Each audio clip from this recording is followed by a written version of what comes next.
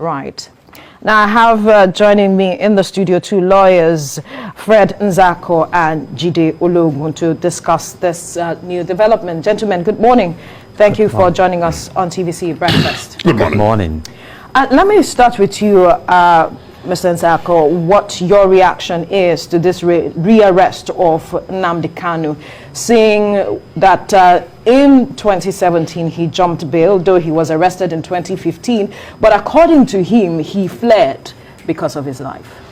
Well, my reaction is the same with that of most Nigerians who feel that Nnamdi Kanu receiving the short end of the knife from the federal government. Recall that he was arrested in 2015 and then kept in custody for 2 good years without trial, over and against all provisions of the law, over and against all pronouncements of court that he should be either taken to court or be released on bail. But federal government refused, neglected and denied to grant him his constitutionally guaranteed right.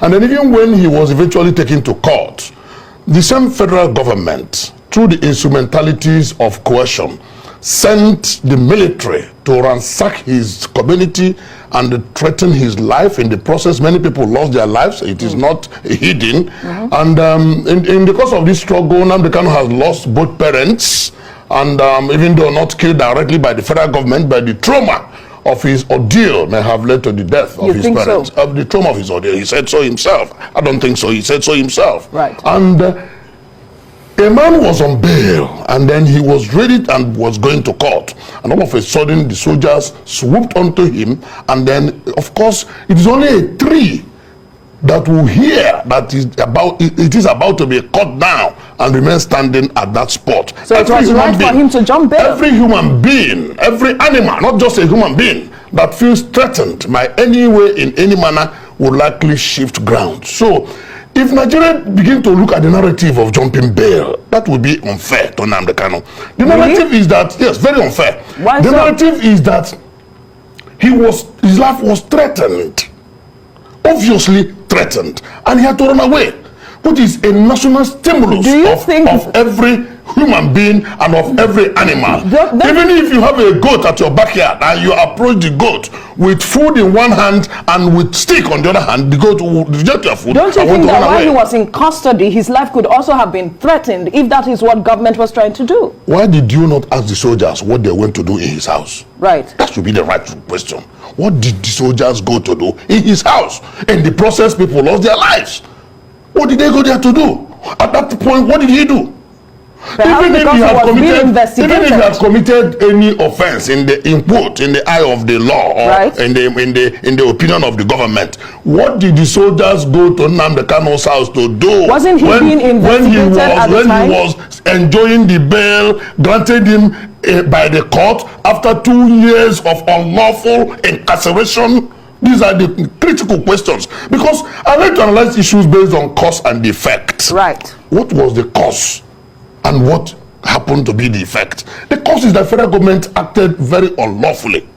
The cause is that the soldiers went to his house unlawfully. The cause is that his life was threatened. And the effect is that he had to run away, which is the natural stimulus of every animal, not just every individual. Let's get Jide Ologun's reaction to the statement that you have made. He said government acted unlawfully, and it was the effect of that made Nnamdi Kanu jump bail. Nnamdi Kanu himself mentioned the fact that he could have been killed with the others who were killed in his residence when the military came invading. And that's maybe a valid argument. But the issue now is that he has been rearrested. He was going through trial. And if you look at the Constitution of Nigeria, Section 36 or Section 5 in particular, 1999 as amended, he's entitled to what we call presumption of innocence. There are allegations against him of instigating terrorism, different charges. And unless these allegations are proved beyond all reasonable doubt in the criminal justice value chain, he may not be convicted. So it's now for the government. But my concern really, and my fear, is that with recent developments in the country, for example, the high level of insecurity, wanton destructions in the southeastern part of the country that he is allegedly instigating even from abroad. It may be a tough one. But, you know, my concern goes beyond this rearrest of Nnamdi Kanu. What are the issues in the country? Nnamdi Kanu himself was born, I think, September 25, 1967. And that was when the Civil War started. That lasted for about 3 years, claiming millions of lives in Nigeria. And the issues that prompted this, we are yet to resolve in Nigeria. And like the Northern Coalition Group is saying, that this Nnamdi Kanu issue may not disappear with the rearrest. Can we look in the direction of referendum? And right now in the country, it's not just about Biafra. Other regions of the country are agitating. And what are these agitations focusing on? The engagement of the commonwealth of this country for the common good of this country. And unless we address this, we'll be arresting and rearresting and, you know, stampeding. That's on one side. On the other side, I think this has punctuate, or rather confirm the capacity we talk about of the government to act if they want to act. I have mentioned it when it was time to get Nnamdi Kanu to proscribe IPOB, they acted. When it was time to get him, you know, to make him run away, they acted. Can we, you know, divert the same attention to the bandits, the unknown gunmen, and solve the crisis in this land? And finally, I want to advise this morning that the government should please look in the direction of public relations. The definition of public relations means that, you know, a planned, deliberate and sustained effort to create and sustain mutual understanding between an organization or a country and the publics. So can we come together as a nation, address our issues, rather than all these confrontations that are keeping us in poverty and not allowing us to register our presence in the polity of developed countries? Right, there's something he mentioned that I'd like for you to react to.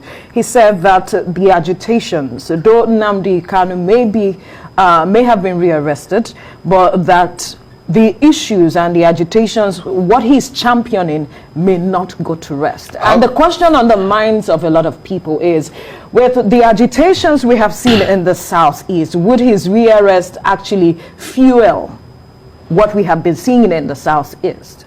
Well, his rearrest will not just fuel it. What will fuel more agitation is if he's not given fair trial. If the people perceive persecution instead of diligent, lawful prosecution and fair trial, then there will likely to be some backlash. My brother and friend Jide mentioned the issue of referendum. And the question is, why is Nigeria of today shying away from that much needed referendum? On 11th February 1961, there was a referendum to determine the life of the British Cameroon. And in that referendum, the northern British Cameroon decided to go to Nigeria, and the southern British Cameroon decided to go to Cameroon. A lot of issues about religion and the rest played out. On 10th August 1963, Nigeria, this Nigeria that we have today, went into a referendum to determine the life of the old Midwestern region. And it was carved out from the then Western region through a referendum. In Catalan region of Spain, there was a referendum on whether they were going to remain or not. In Kurdish region of Turkey, of Iraq, sorry, there was a referendum. In Britain of late, there was a referendum whether they are going to remain with EU or whether they are going to go out of EU. Absolutely. So what the agitation that Nnamdi Kanu is championing is a civil agitation which the federal government has given the tent of criminality. It's embarrassing that government will do the normal Nigerian approach where a man and another man has issues with their land.